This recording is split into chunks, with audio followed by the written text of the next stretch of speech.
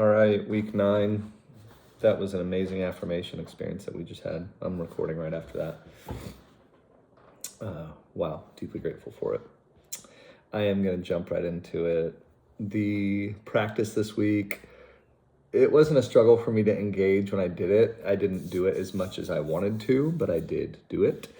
I think noticing myself feeling any particular way in the process of performing the exercise and how I would describe those feelings, to me, it conjured up or brought me feelings of simplicity, just the simple breath in my lungs, wind in my face, sun on my skin, which really led me to thoughts of the miracle of life and this gift of being alive, and the fact that I exist on planet Earth in 2025 in Southern California, which the miracle of life just started to resonate for me, which for me just led to gratitude for life, gratitude for the ability to breathe and to walk and to even think and contemplate, which for me led to peace and contentedness.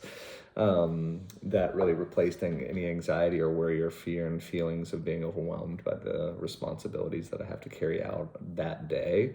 So yeah, I would say that those were all the feelings and thoughts that came up as I engaged the practice for the week, and I was really grateful for it. The results of the assessment, I felt like the scores accurately reflected me in this season. I know I've talked a lot about the past, but in past seasons it would have been very different, but in the current season I find myself in, very, very grateful. They made sense to me. They were on the lower end. This is a season in my job and my role of high responsibility, but low anxiety. Again, I think compared to previous seasons, because I'm just able to do ministry and not worry about some of the other things that can come in ministry. And yeah, previous seasons were filled with anxiety over the outcomes of like really high level confrontations.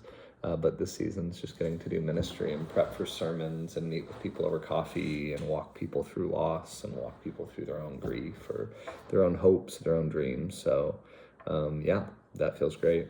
That article on good anxiety, it's a pretty smart title because it's very confusing and intriguing.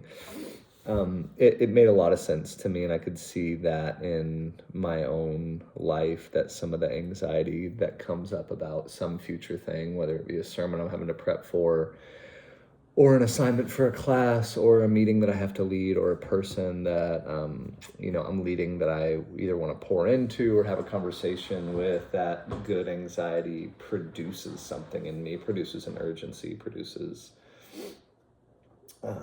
content, produces good fruit. So yeah, I can definitely see that in my life. And lastly, I would just say all the psychological exercises that we've engaged in thus far, I feel like they're aimed at slowing us down in a world that is faster than ever and trying to speed us up. It feels like all of these exercises are aimed at making us more thoughtful and more contemplative in a world that is becoming less thoughtful and less contemplative. And so I think it is really essential as we think of us as the subjects of this class, and as we think of vocation and mission, that we learn a new way of operating and existing in a world that is not built for us to slow down and be thoughtful or our peace or our embodiment. These exercises feel essential. So that's it. Signing off.